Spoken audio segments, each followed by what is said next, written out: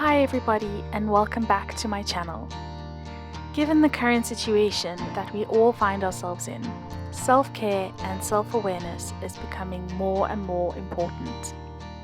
I was sick for most of March and was unable to take advantage of the last few days of freedom before lockdown, which really bummed me out.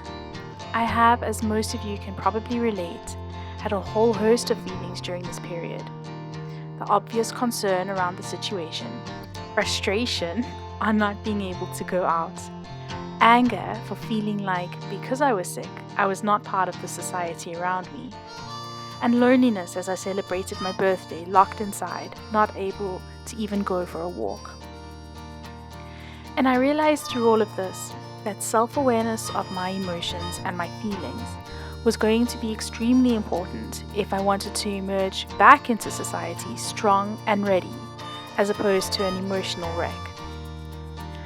I would argue that the first step of self-care is emotional IQ, or EQ, whatever the terminology is.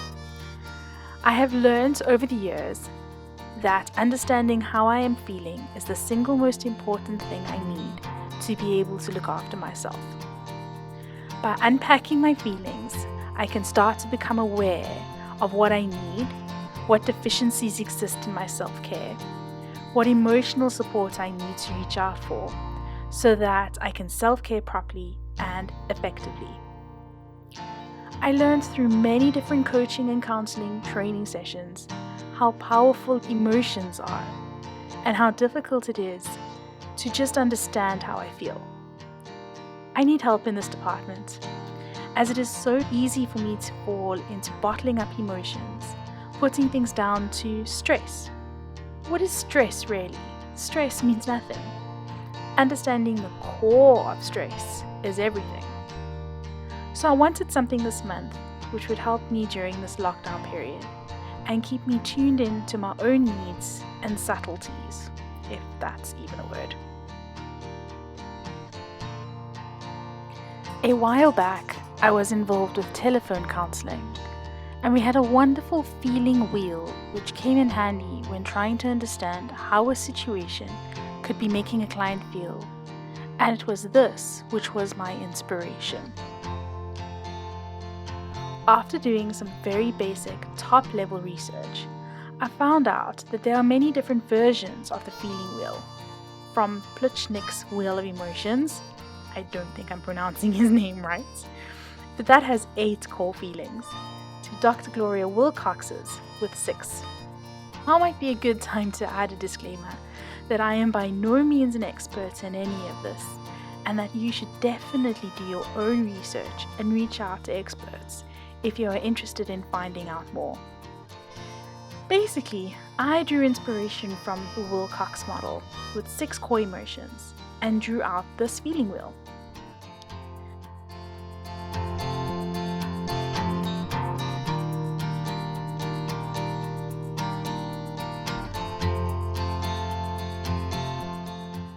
The wheel has at its innermost ring the 6 core emotions. These are mad, scared, joyful, powerful, peaceful, and sad. The 2 outer consecutive rings deep dive into these emotions and show the range of emotions we could possibly feel within those 6 core emotions. Each outer ring is further divided into 6, therefore adding 12 additional feelings to each main emotion. This gives us 78 possible feelings. I will not go into detail now on what those sub-emotions, for lack of a better word, are, but I will link them down in the description. 78 may seem like a whole lot of feelings, but I could argue that there are a whole host more that could be added. Perhaps an opportunity to develop a custom feeling wheel as I deep dive into my own emotional well-being. Maybe a video for another day, however.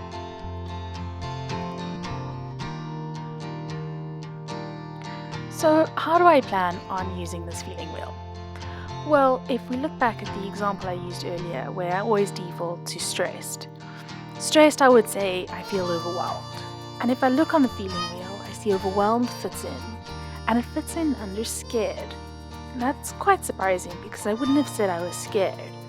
But if I think about it in detail, yeah, maybe it is fear. Maybe I'm scared of the consequences if I don't get something done in time. So the really neat thing about the feeling wheel is that on the opposite side is the opposite feeling. And those are the feelings that I can use to help better my situation. So instead of feeling scared and overwhelmed, I need to feel content, secure, and relaxed in my position. And that's how I plan on using this feeling wheel. I plan on documenting my feelings on the right-hand side for the rest of the month. And from there I'm able to understand how do I feel and how can I fix it?